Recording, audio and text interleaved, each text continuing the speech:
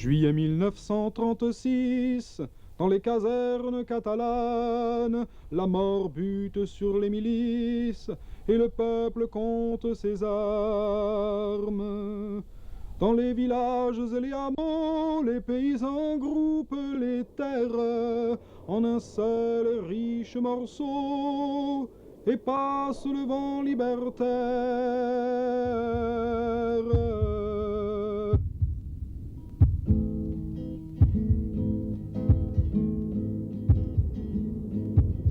Donne-moi ta main, camarade, prête-moi ton cœur, compagnon. Défendons la barricade, la vie nous la gagnerons.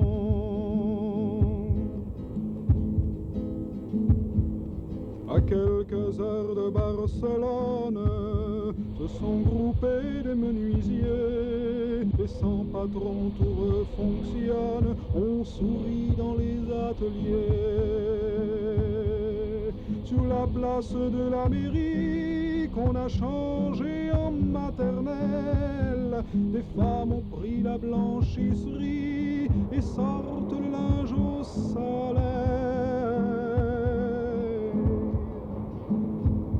Donne-moi ta main, camarade, prête-moi ton cœur, compagnon. Défendons la barricade, la vie nous la gagnerons.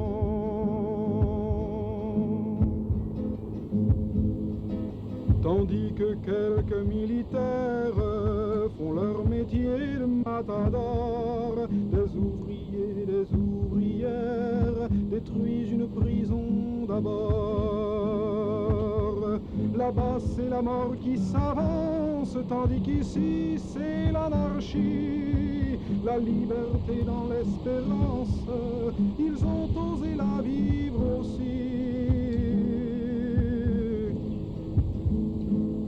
Donne-moi ta main, camarade, prête-moi ton cœur, compagnon. Défendons la barricade, la vie nous la gagnerons.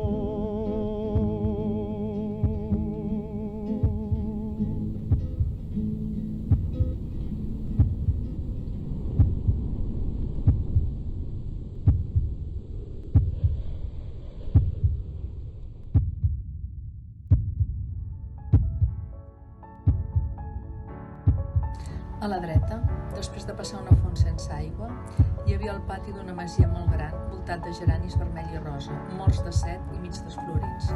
Quanta guerra!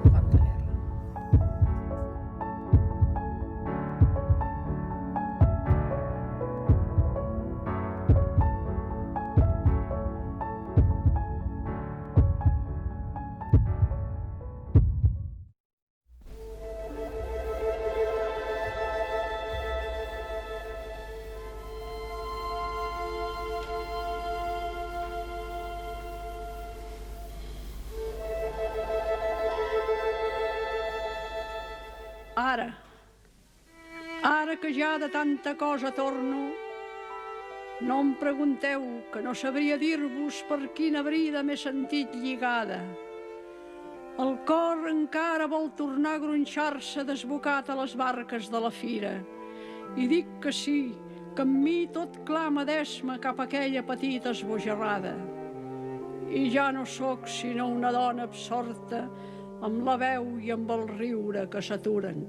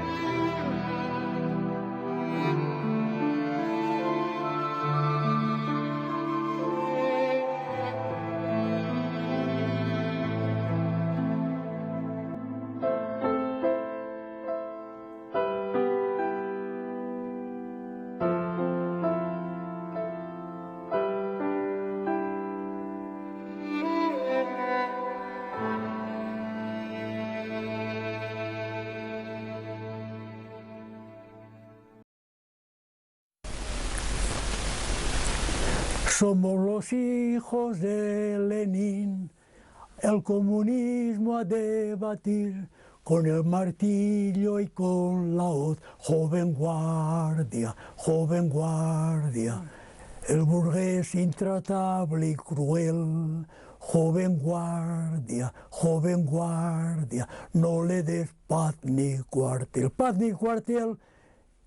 Muy bien. Sí. Una vez que me entregaron el carnet de la CNT, pues me dijeron, tal día hay una asamblea del sindicato de la piel. Así que si tú puedes venir, pues con mucho gusto la puerta está abierta. Así que asistí a esa reunión y quedé encantado de ver el ambiente que había, la libertad, la gente responsable en una mesa encauzando las conversaciones y cada uno pedía la palabra y exponía lo que era su pensamiento, lo que se tenía que hacer, decir o procurar. En fin, que yo quedé entusiasmado y recuerdo también que en una de las intervenciones hubo un compañero que hizo referencia al futuro golpe de Estado que la reacción estaba preparando. Así que hacía un llamamiento a todos los compañeros para ser vigilantes, estar unidos y poder hacer frente, en fin, a la reacción. Eso lo recuerdo. Eso no. El 19 de julio, que era un domingo, recuerdo que teníamos que ir con un grupo de amigos a Castelldefels a pasar el día. Así que teníamos que hacer 48 kilómetros entre ir y volver, pero estamos gustosos y contentos porque eso en fin, nos daba la satisfacción de decir, somos capaces de todo, ¿eh? Así que, estando allí, a las 5 de la madrugada más o menos, esperando al resto de amigos del barrio que nos reuniéramos, pues de un golpe oímos las sirenas. Entonces dije yo, si son las sirenas, eso es que hay la reacción que se lanza a la calle, porque en las asambleas habían ya insistido. Así que, naturalmente, en lugar de ir a Castelldefels, en ese momento preciso veo pasar un grupo de hombres gritando «¡Paso a la FAI!» y entre ellos habían varios de los que se decían panaderos. Esa fue la realidad. Pues entonces, así pues, al oír el ruido de las sirenas, le dije a los que estaban conmigo, eso es que el fascismo, los fascistas, la reacción, se ha lanzado a la calle. Así que, con algunos amigos, continuemos en el grupo que pasó, gritando «Pasó la FAI», y se iban hacia la Rambla. En fin, en dirección de la Rambla, exacto, continúo. Y al pasar delante de la calle San Fernando, esquina de la Rambla, pues nos damos cuenta que ya estaba todo, las puertas hechas añicos, y el material, una gran parte del material había desaparecido. Y es que los obreros, generalmente los de la CNT, habían roto, habían abierto las puertas para apoderarse de todo el material que había, escopetas, municiones y tal. Así que yo también entré adentro y las municiones que había por el suelo, me llené los bolsillos y cogí una escopeta. Y con ello me salgo a la calle en dirección de Atarazanas, donde la gente continuaba y se oían los disparos y tal. Y de un momento hay un hombre que me para y me dice, oye, chaval, muchacho, ¿qué es lo que llevas al bolsillo? Pues llevo una escopeta. Dice, no, hombre, no, eso no es una escopeta, eso es para tirar al furos, Es verdad, es lo que os digo. Para tirar los buchones de ¿cómo se llama? El tiro al blanco. Pero los buchones de zuro, decíamos, de corcho. Eso es para los buzones de corcho. Caramba, me quedé tan avergonzado que la escopeta que tenía en la mano la lancé contra un árbol y continué la Rambla abajo. Y recuerdo que en el sindicato de la metalurgia, que estaba en la Rambla Santa Mónica, pues también entré y deposité todas las municiones que había llenado mis bolsillos, por si había necesidad, puesto que había balas, creo yo, para fusiles, para pistolas, etcétera, etcétera. Eso lo presenció. Pues estaba en plena Rambla y quería avanzar, pero me decían, ve, quédate, no avances más, ¿a dónde vas? Claro, yo, 14 años, pues me trataban como un chiquillo, como un irresponsable, y de lejos se veían personas, cadáveres o heridos a lo lejos, y es que era producto de la ametralladora que los militares habían puesto en la estatua de Colón y dominaban una gran parte de la Rambla, que era la Rambla. Cada trazo de la Rambla tenía un nombre determinado, la Rambla de las Flores, la Rambla, esto. Canaletas Y capuchinos. no era de Canaletas. Capuchinos. La Rambla. Era la Rambla, sí, pero tenía un nombre, la Rambla Santa Mónica, en la parte de la Rambla Santa Mónica, esto, porque cada parte de la Rambla tiene su nombre, o tenía en Barcelona, no sé ahora, eso. Así que, bueno, pues deambulando a derecha e izquierda, de un golpe a una cantidad, una muchedumbre, algunos con fusiles y algún que otro militar, soldados, no sé que se habían incorporado, se habían salido de la guarnición o qué, y creo, no estoy seguro, que en ese grupo que se dirigía por la calle San Pablo hacia el paralelo, creo que también estaba presente el compañero Buenaventura Durruti. No estoy muy seguro, pero lo creo. Y yendo por la calle de San Pablo, al pasar el cuartel de carabineros, había la iglesia de San Pablo, y de la iglesia pues, hubo disparos. Así que todo el mundo hizo marcha atrás, y naturalmente pues yo, el primero también, en quedarme atrás. Y ya, en lugar de eso, bueno, allí se parapetaron algunos, disparando, tal. Se oían también movimientos de la parte que venía del paralelo. En la parte se decía el bar del Pai Pai, no sé si aún existirá eso. En fin, que yo continué. Y antes de llegar a la iglesia, ya no se podía avanzar, hice marcha atrás. Y como vivía cerca de mi casa, pues di un salto a mi casa, a ver mi madre y tal. Y claro, los hermanos, uno, el que murió después, tenía 3 años más que yo, estaba allí, pero los otros eran casados, 2 hermanos casados, uno era republicano, de la izquierda republicana, y el otro que pertenecía al Partido Obrero de Unificación Marxista. Pues ellos iban por su lado, es decir, que ni sabía, como ya no vivían en mi casa había quedado mi madre con dos hijos.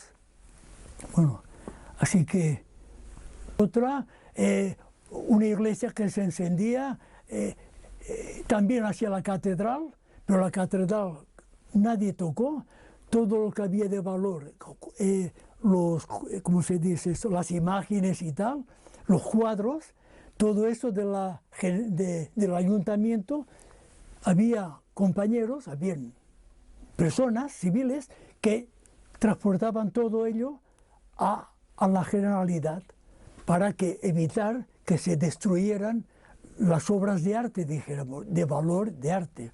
Eso sí, todo eso lo viví. Como ir en uno de los conventos donde ya habían desenterrado cadáveres, donde aún se veían mujeres que estaban embarazadas, pero ya en cadáver, eso sí, y otros en que se veían criaturas. Eso se conoció. Hubo inclusive fotografías por doquier. Pero en fin, yo entusiasmado de un sitio a otro, Eso. Claro, y también tenía el carnet de la CNT. Era mucho también esto. Yo era un compañero. Y mi madre, claro, asustada, la pobre, Felipe, no te vayas, no, mamá, no se preocupe, mamá, le decíamos a usted. Bien. En el transcurrir de los días, pues claro, siempre había un ajetreo, había un ambiente inolvidable. Pues por mi parte, ingresé en la Juventud Libertarias del barrio donde yo vivía. Y el local se encontraba en la Ronda San Antonio, en un lugar donde se llamaba el Tarragoní antaño. Y creo que muy a menudo, no creo, era verdad, que muy a menudo pues se hacían bailes y en fin, había un ambiente popular. Así que nuestro local, en tanto que Juventud Libertaria, pues estaba enclavado en el centro del Tarragoní.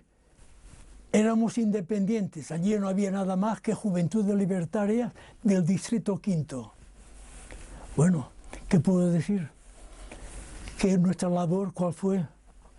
Pues una labor pedagógica, una labor de encuadramiento, de festivales, de obras teatrales, y eso, donde había escuela también.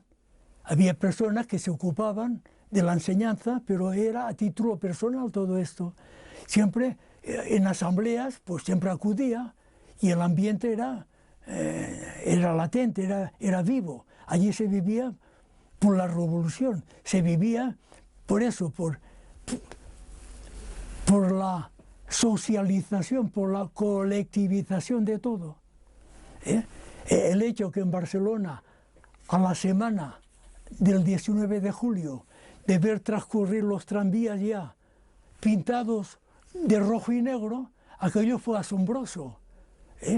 Los autobuses rojo y negro, pero caramba, en una semana todo esto.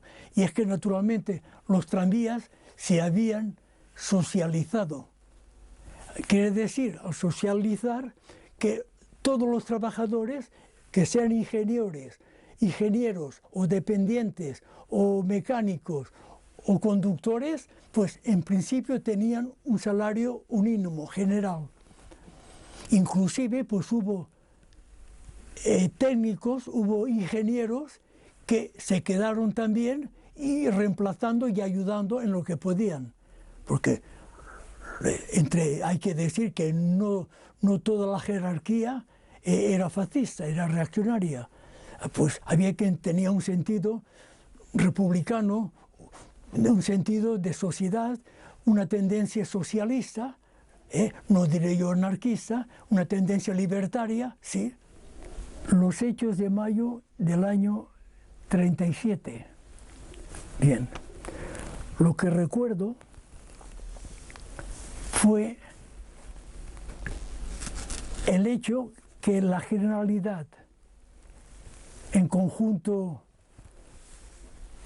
con los partidos republicanos, e inclusive la tendencia socialista, pues quisieron apoderarse de la Telefónica, donde había un comité de control obrero. ¿Y por qué querían apoderarse de la Telefónica? Porque el control obrero que había al interior, responsable de la Telefónica, pues tenían la posibilidad de enterarse de toda clase de comunicaciones que pudiera haber entre uno y otro teléfono, entre una y otra ciudad, etcétera, etcétera.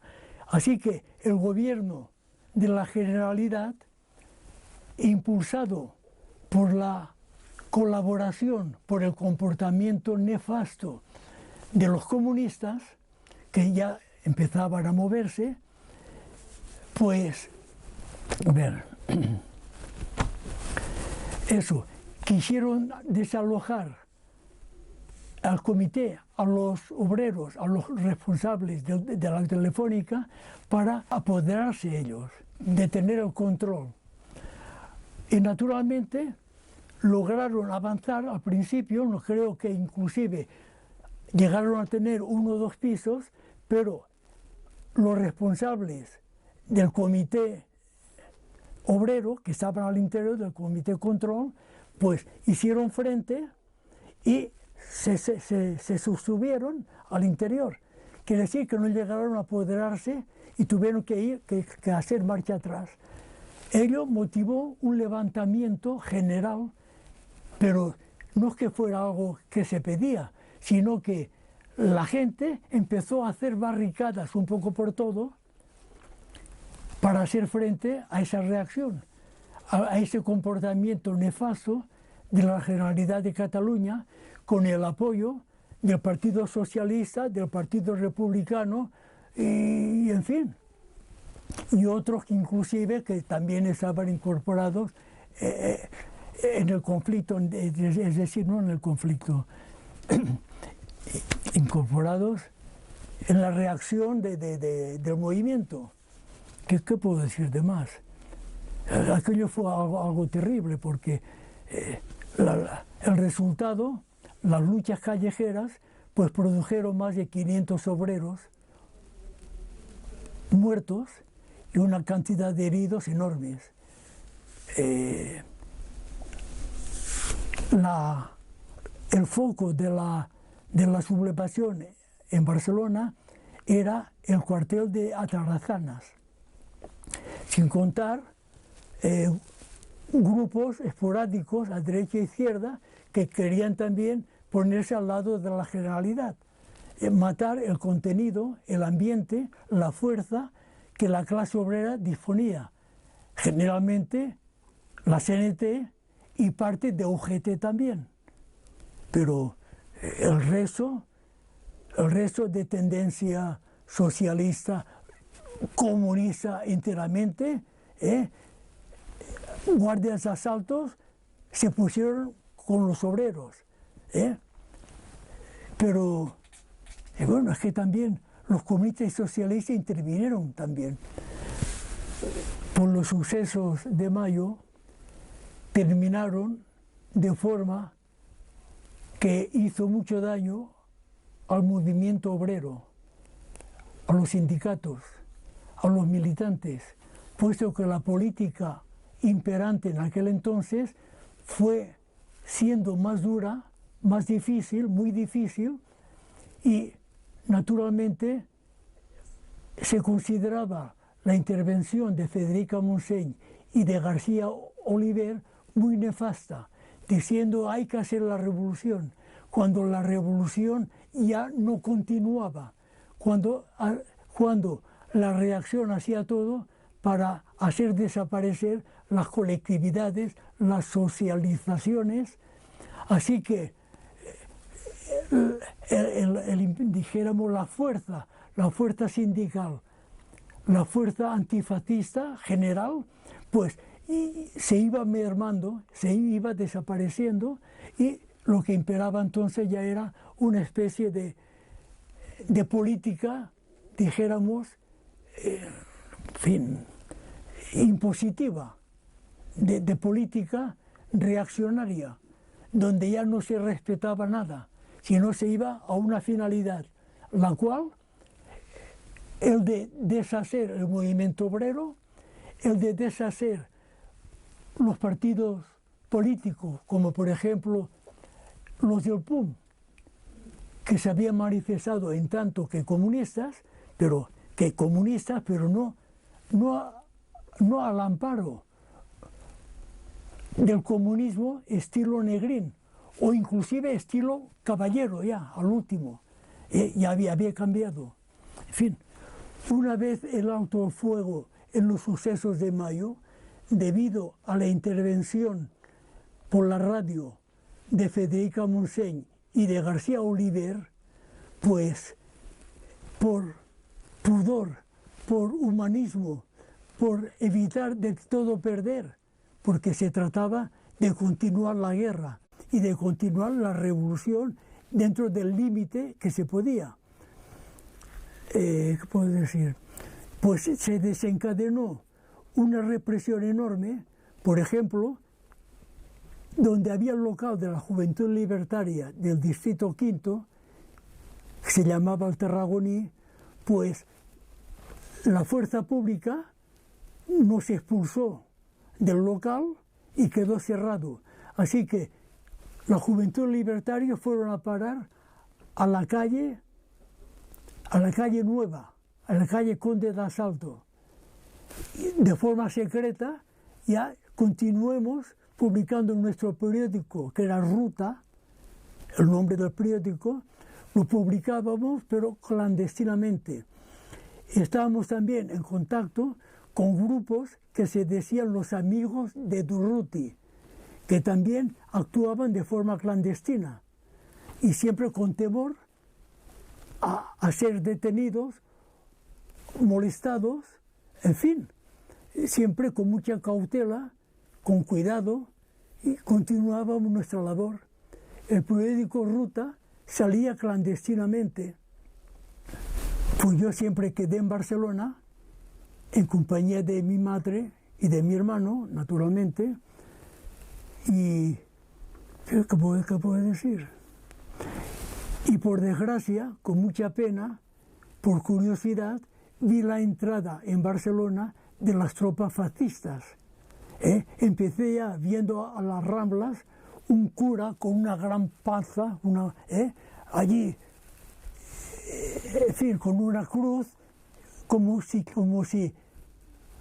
quisiera quitar la culpabilidad del comportamiento de mucha gente, en fin. Como decir, bueno, por mi parte, os perdono, eso es verdad, Pero uno de los curas se veía que tenía una pistola también dentro de la faldilla, Bueno, eso puedo decirlo. Mucha tristeza, me caían las lágrimas cuando veía pasar esa fuerza militar y, naturalmente, centenares o inclusive miles de personas aclamando. Pero miles de personas no eran de la clase obrera, eran del sector reformista o eran de la clase, ¿cómo se dice?, la clase media. En fin, los que siempre han sido de la parte de la derecha. Entonces se manifestaron abiertamente, otros muchos por temor, pues también se manifestaban, y es una realidad. Había gente que ya, yo conocí personas que decían ¡viva Franco!, pero que en su interior eran antifascistas. Y claro, la reacción, la represión, mejor dicho, que se encadenó fue enorme. Donde yo vivía, pues a menudo nos enterábamos de personas que desaparecían, que las detenían, y siempre con cautela, y de noche no se circulaban, porque habían siempre patrullas de falangistas, de requetés, los que hacían los que imperaban el orden en las ciudades, sin contar las Fuerzas Armadas. Policía, Guardia Civil, carabineros, todos se incorporaron también al régimen fascista, reaccionario, colaboraron. El trabajo donde yo vivía, de marroquinería, y me puse a trabajar en espectáculos públicos, puesto que el salario de espectáculos públicos era de 200 pesetas al mes y no de 100 y pico que ganaba yo en la marroquinería. Y como estaba solo con mi madre, porque los 3 hijos ya estaban al frente, habían ido al frente, pues yo cambié de trabajo, de oficio, para ganar más, porque la vida se volvía imposible. Si pasaba un hambre, había una carestía de alimentos, algo terrible. Así que es por eso que voy coordinando. Cuando entran los fascistas, me quedo sin trabajo en espectáculos públicos, porque estaba socializado, colectivizado. No fui de nuevo a trabajar en la marroquinería porque el dueño se enfadó conmigo, yo lo supe después, de que lo dejé. En el mes de noviembre me voy a trabajar en espectáculos públicos. Pero lo que ignoraba el patrón es que en espectáculos públicos yo ganaba el doble de salario y estaba solo con mi madre. y había que hacer frente a las necesidades cotidianas. Bueno, así que, vamos a ver, en el 39, bueno, a mí no me detuvieron. En el 39, en julio, mis hermanos volvieron del Fuente. En fin, 2. Porque el otro del PUM ya no podía continuar, puesto que estuvo muy enfermo. Así que el hermano, que tenía 3 años más que yo, estaba al frente voluntario. El otro hermano, que era Luis, del PUM, estaba en el frente, y el tercero, que era mayor, cuando lo llamaron en las quintas, en plena revolución, que hicieron el llamamiento de los que han nacido tal año al ejército. Pues él era republicano y naturalmente, empero que tenía una mujer y 3 hijos, pues se incorporó al ejército. Así que el resultado es que yo con mi madre había 3 hermanos, en fin, 2 que estaban en el frente, y el tercero que no conocíamos su paradero, porque era perseguido por el Partido Socialista, era perseguido por los comunistas, por el hecho de pertenecer al PUM y de haber participado en los sucesos de mayo, que recuerdo que estaba en el Hotel Falcón, donde había el PUM. Yo recuerdo que mi hermano estaba allí. Y yo naturalmente, pues, ir y venir, yo estaba con los grupos míos, Juventudes Libertarias, con una pistola también. En fin, recuerdo que se llamaba, y de ahí inclusive, disparando contra los que estaban enfrente, que eran del PSUV, del Partido Socialista Unificado. En fin, mi hermano estaba también en pleno jaleo. Eso sí, fue después, cuando cayó enfermo, cuando cayó herido, pero eso fue al año siguiente, no fue en aquel entonces. Cayó herido, lo evacúan a la retaguardia, cerca de Lérida, ya era la parte de Cataluña. Y lo evacúan y está en una parte, no sé si era un dispensario o una casa de socorro o de intermedio, y allí dejan a mi hermano herido, en el cual durante 2 o 3 días estuvo en un rincón abandonado como si fuera un perro sarnoso, sin ningún cuidado, perdiendo la sangre, sin comer, sin nada. Y eso fue debido a que el responsable, dijéramos, de este dispensario, o de este, en fin, es una especie de dispensario de los heridos, pues era de tendencia comunista. Y al enterarse que Luis Laborda pertenecía al PUM, pues seguramente fue el motivo por el cual no se cuidó de mi hermano. Y eso fue la pérdida de sangre, de alimentación y todo, que cogió una tuberculosis, pero que se desencadenó más tarde. Bien, pues siempre quedaban reductos dispuestos a continuar luchando.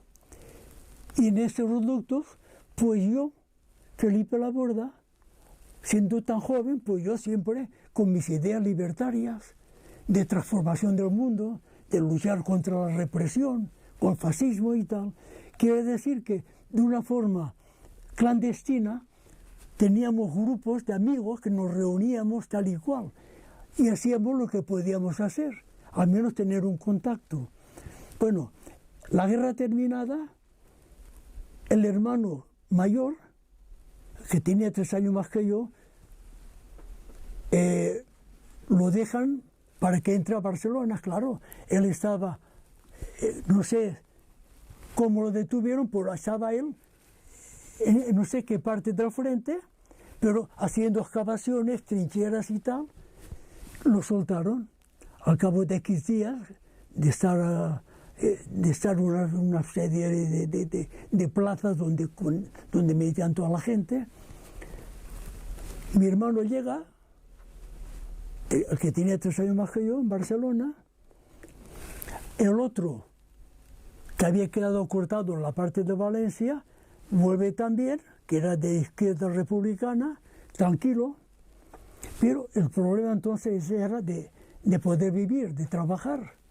Así que, personalmente, ¿cómo vivía yo? Pues en las casas destruidas, con otros muchachos, pues a derribar las vigas de madera, partirlas y venderlas en panaderías, en sitios en particulares, y recoger las pocas pesetas que se podían recoger entonces. Había que vivir. Si no se podía trabajar, pues había que vivir. Así que, bueno, mi hermano, con 2 más, no cuento los detalles, fue detenido. Uno de los otros 2 detenidos tenía una pistola que era mía, que yo le había dado, le había proporcionado, 7.65. Y lo detienen y dice que esa pistola pertenece a fulano de tal, a mí. Así que mi hermano estaba detenido. Esa pistola pertenecía al hermano del que estaba detenido con él, que yo le había dejado, y es verdad. Pero en fin, no explico las causas, desgraciadamente. Así que yo voy a mi casa y un vecino dice: Felip, y es la policía que te está esperando. La policía te está esperando. Ah, dice: sí, tu hermano lo han detenido. Ay, ay, ay. Ya pensé de qué, el por qué lo habían detenido. Bueno, pues no voy a mi casa, yo no me acerco, y estoy en contacto con el vecino que vivía en el mismo inmueble, pero que no se ocupaba de nada. Así que durante 3 días la policía me estaba buscando, y durante 3 días pues yo escondiéndome a un lugar y a otro. En mi casa no iba, porque los falangistas y la policía iban muy a menudo. Y al último, pues molestaban a mi madre con insultos y diciéndole que le iban a detener y que iban a detener a la familia, etcétera, etcétera. Estuve 4 días deambulando de un sitio a otro, con una pistola en mi bolsillo, y con papeles que no eran los míos. Y así 4 días. Y los 4 días me viene el vecino, dice: oye, que tu madre, tu hermano y tu cuñado los han detenido. No los habían detenido, pero me han dicho: los han detenido. Y eso es que mi madre, ay, que me van a detener a mí, a mi hijo, el casado. Me van a detener a mí, eso, a mi hijo y a mi cuñado, el marido de mi hermana. Y me dice eso el vecino. Y eso porque me buscaban a mí no me encontraban. Yo estaba rodando en Barcelona de una casa de un sitio a otro, donde tenía confianza con personas que conocía. Así que hoy dormía aquí y mañana dormía en otro lugar. En fin. Pero al enterarme de esto, cacho ya, tengo la cuestión de decir: bueno, ¿qué es lo que hago? Pues, pensándolo mucho, cogí mis papeles, cogí mi pistola, eso que no salga, lo entregué a una persona que murió ya hace tiempo, y me presento a la comisaría de policía de la plaza Urquinaona. Y allí me presento y pregunto por el comisario. Y el comisario me hacen esperar y me hacen entrar. Me siento, al rato el comisario me llama, en fin, me hace entrar en su despacho. Bueno, muchacho, ¿qué es lo que hay a tu servicio? No, nada, yo pues creo que la policía me está buscando, pero yo con la convicción que mi madre, mi hermano y mi cuñado estaban ya detenidos. Eso fue el vecino. Interpretó mal. Interpretó las amenazas y mi madre después llorando, ay, ay, ay, el Luis, no, que Pepito, que el cuñado, que el marido de mi hija. Bueno, así que el comisario dijo, pues creo que ustedes, la policía, están buscando un denominado Felipe Laborda. Dice, sí, ese nombre me dice algo. Y abro un cajón y veo unos papeles. ¿Y tú eres Felipe Laborda? Digo, sí, soy yo. ¡Cabo guardia! Inmediatamente. La comisaría policía eran soldados, los que guardaban. El cabo guardia con un soldado con el fusil que entra al despacho. Yo sentado. Caramba. Y digo, bueno, pero ¿qué es lo que pasa? Estoy con el comisario, me dice nada. Dice, no, nada, pueden marcharse, va. Se quedó un policía, en fin, un soldado se quedó allí y el otro, el cabo guardia, salió. Y el policía, claro, que me estaban buscando y que yo estaba allí. Digo, sí, creo que ustedes han detenido a mi madre, a mi hermano mayor y mi cuñado por mí. Pues aquí soy yo. Bien, a ti te vamos a arreglar las cuentas también, ¿eh? Bueno, pues, usted perdone, pero no sé a qué se refiere. Yo haciendo el tonto también, claro. Y estos días que te han estado buscando, ¿dónde has estado? Usted perdone, pero no tengo memoria. Y sé que una vez te estaba en el borde, durmiendo, cogiendo la fruta, lo que podía para comer. Otro día me iba a la exposición para dormir. En fin. Pero tío, naturalmente, no se tragó lo que... Bueno, me pone en el calabozo. Y ahí estoy en el calabozo 4 días. En esos 4 días, pero calabozo solo, sin ventana y sin nada, me hacen la declaración con un papel ya escrito, 2 páginas, que firmara. Firma aquí. Y yo cojo el papel para leerlo. Me dan un tortazo, no tienes por qué, pero el contenido tengo que firmar. Yo como aquel que, entre mí decía la madre que os parió, hijos de puta, eso es lo que pensaba en mi mente. Bueno, pues, firmé, ni sé lo que firmé. Y 4 días después pasó un consejo de guerra. Un consejo de guerra con mi hermano y otros 2 que conocíamos, formamos parte del grupo. Y nos incorporan con unos 12 o 15 atracadores que habían hecho no sé cuántos crímenes y robos. Y allí un tribunal militar y hablándonos de nosotros. ¿Cómo que decían de la tierra? En fin, no recuerdo bien los nombres ahora. En resumen, que después de acusarnos de toda clase, de mezclarnos a todos, no conocíamos el resto nosotros de personas.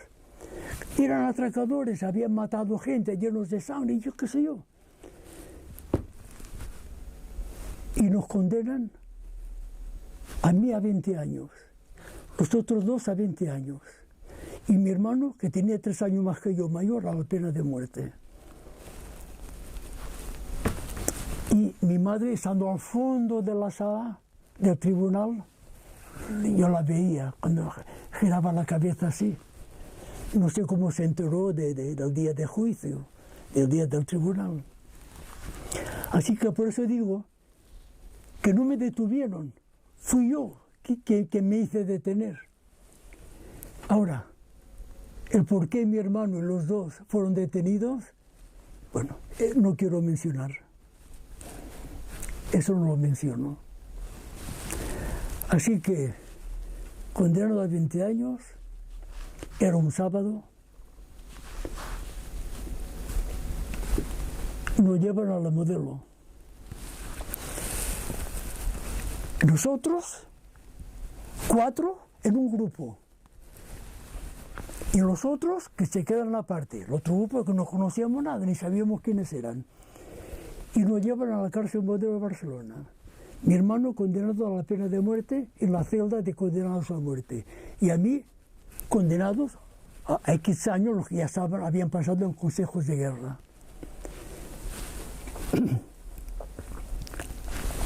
Al día siguiente, yo sabía la celda donde lo habían puesto a mi hermano, condenado a muerte, la planta baja, la tercera galería de la cárcel Modelo de Barcelona.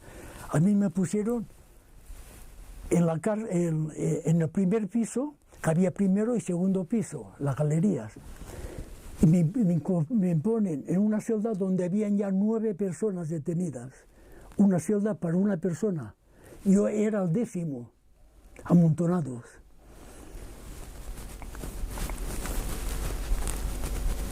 Y me despierto con un picor, y eran los chinches.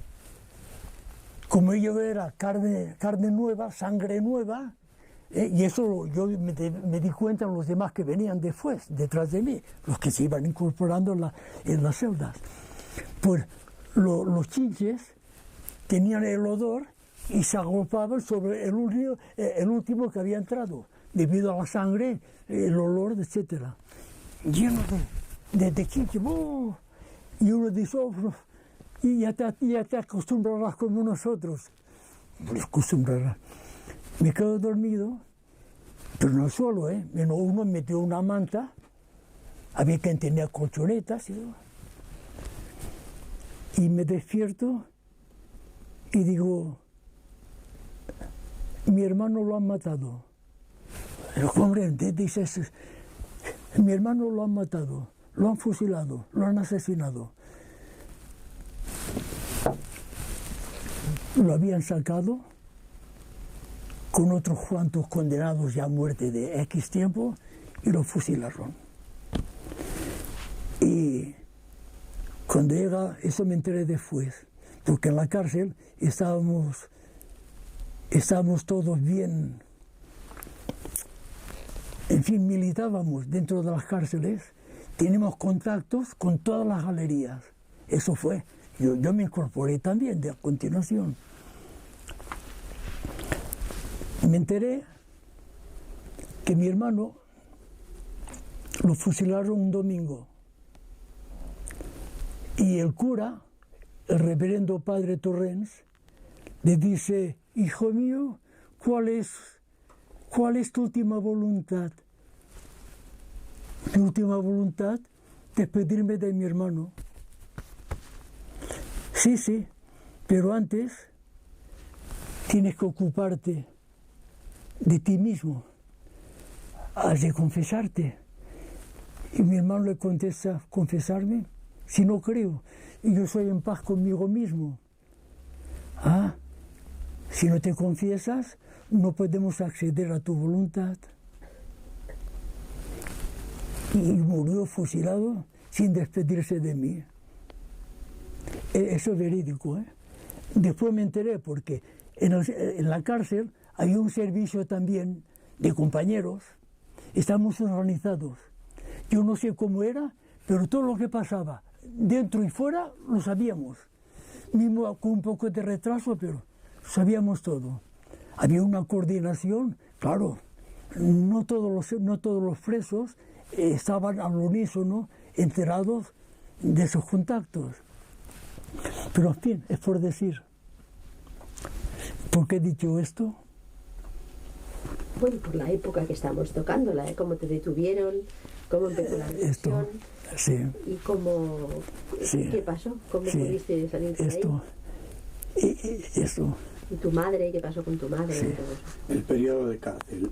¿Hasta cuándo estás detenido? Eso, 4 años. Cuéntanoslo, esos 4 años. Horror. Bueno, a grandes rasgos. Esto, condenado a 20 años, pues me pusieron a la tercera galería. Los condenados a muerte estaban en la tercera galería, en la cuarta y en la quinta. Una parte de la planta baja era los condenados a muerte. Y había también, la planta baja se empleaba para los detenidos de pasaje. Por ejemplo, Maurín. Maurín estuvo en la Modelo de Barcelona y estaba en una cárcel solo, aislado. Nosotros supimos que había el líder del PUM, Maurín. Pero a los pocos días lo sacaron de la cárcel y lo llevaron a otro lugar, no sabemos dónde. Por lo visto, Maurín estuvo en varias cárceles, rondeando de un lugar a otro. ¿Cuál era la finalidad? Lo ignoro.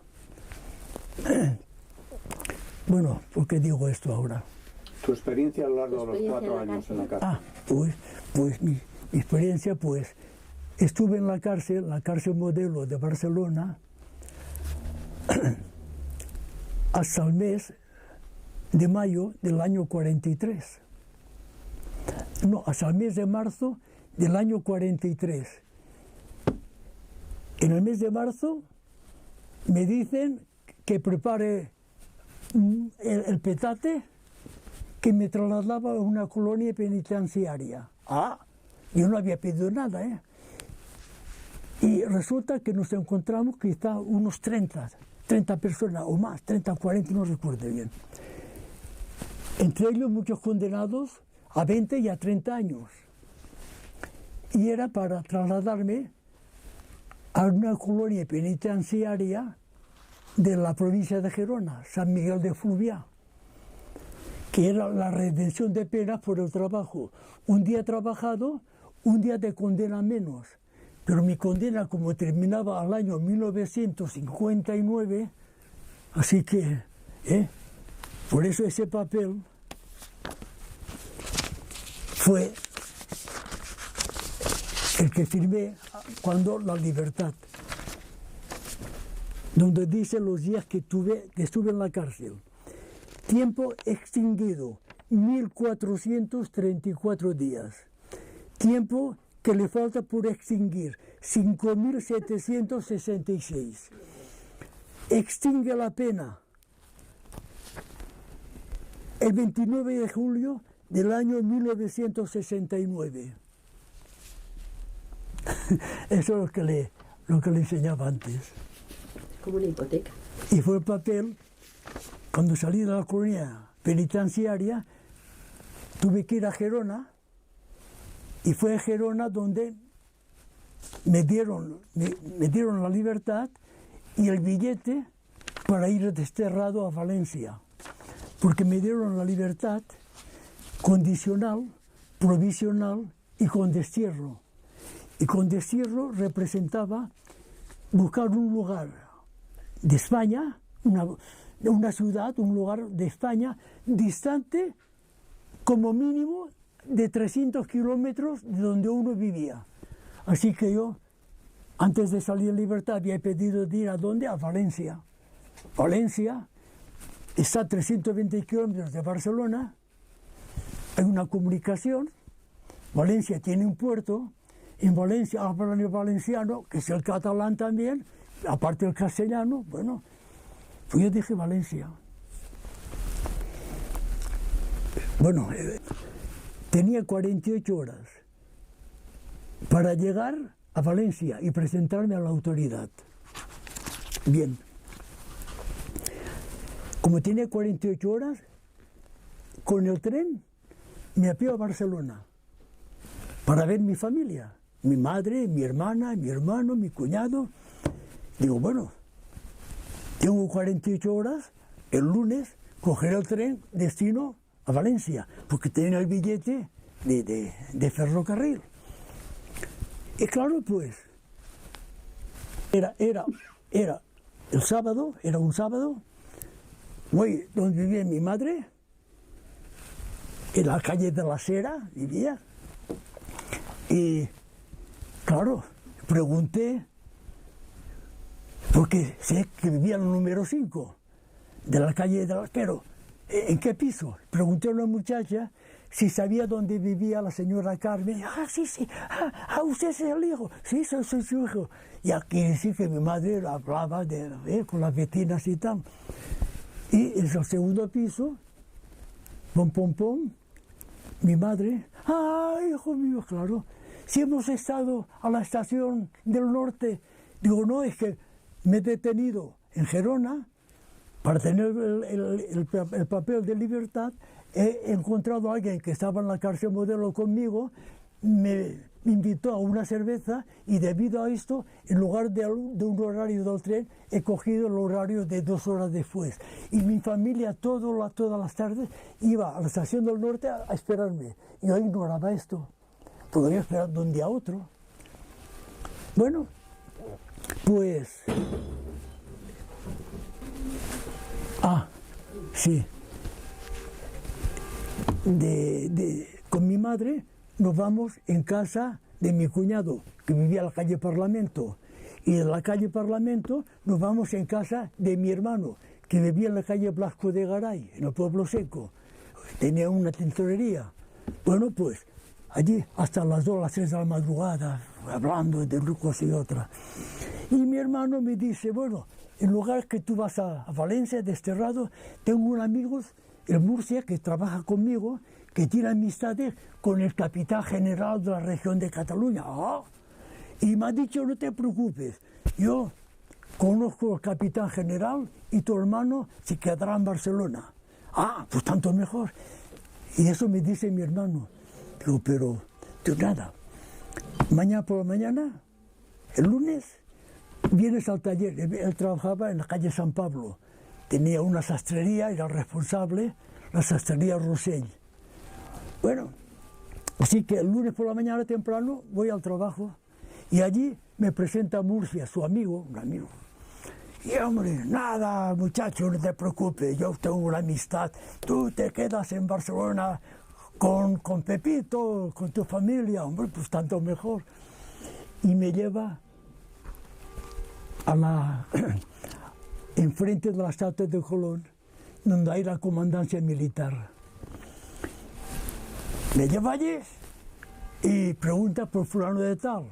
Y si lo hacen entrar en un despacho, sentado yo con él, y al momento un general que viene, un tío, un militar que viene, lo ve, le da un abrazo, yo al lado.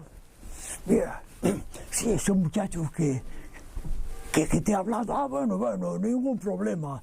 Le vamos a muy despacho allí. Y hablando los dos un rato, y yo sin decir nada, sentado.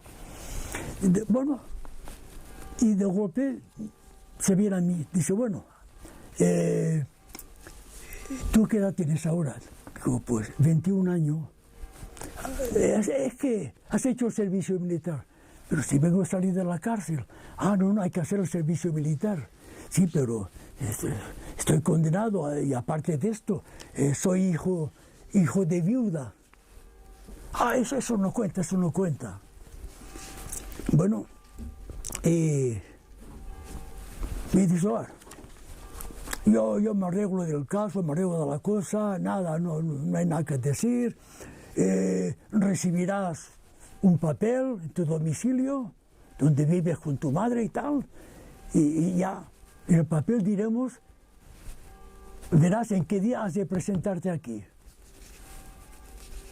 Pero se trata que me quedo aquí, eso no te preocupes, todo está arreglado, Bueno, y el otro se llamaba Murcia, de nombre, Resulta que había pertenecido a la quinta columna, era un fascista infiltrado, y no sé cuánta gente había hecho detener o fusilar. Pero mi hermano eso lo ignoraba, después lo supo. Bueno, pues yo vuelvo, digo a mi hermano, le escribo, mira, esto nada, que no me preocupe, que todo se arreglará, que tal día recibiré para presentarme y tal. Bueno, Pues pasaron los días, yo esperando, tenía que presentarme a la autoridad en Valencia, 48 horas. Digo, bueno, veremos lo que pasa. Y a los pocos días mi cuñado dice, bueno, estás esperando, pues yo te puedo hacer entrar a trabajar donde yo trabajo. Él era responsable también. Y entré a trabajar en una casa donde se fabricaban los radiadores de coche. Pues yo ya entré a trabajar en tanto que obrero especializado. Claro, mi cuñado era responsable del trabajo. Así que ya con la paga de un obrero calificado. Y allí montaba los radiadores de coche, con mucha dificultad. Mi cuñado venía, ¿qué? Oye, Hilario, que no llego a montar. Mira, esto está. Cuando tengas un problema, procura resolverlo, si no, me doy cuenta y vengo a verte. Así que él me respaldaba, yo continuaba con mi trabajo. Y los días iban pasando. Bueno, yo empecé a trabajar, ya ganaba mi salario, salía por las calles, buscaba uno u otro, antiguos amigos que había conocido, a ver, todo había cambiado en el barrio. Además, mi casa fue destruida por un bombardeo, eso no lo he dicho, en el año 38, el 17 de marzo. Hubo varias bombas que cayeron en la calle San Martín, y una de ellas cayó donde yo había nacido, en el que quedaron 3 pisos destrozados completamente, yo vivía en el segundo, en fin que no, todo destrozado. Bueno, hasta que recibo una convocación de presentarme el 1 de septiembre a la Capitanía General. Yo, pues, bueno, Capitanía y tal, bueno, con mi hermano mayor, allí veo. Y cuando entro a la Capitanía, millares de jóvenes,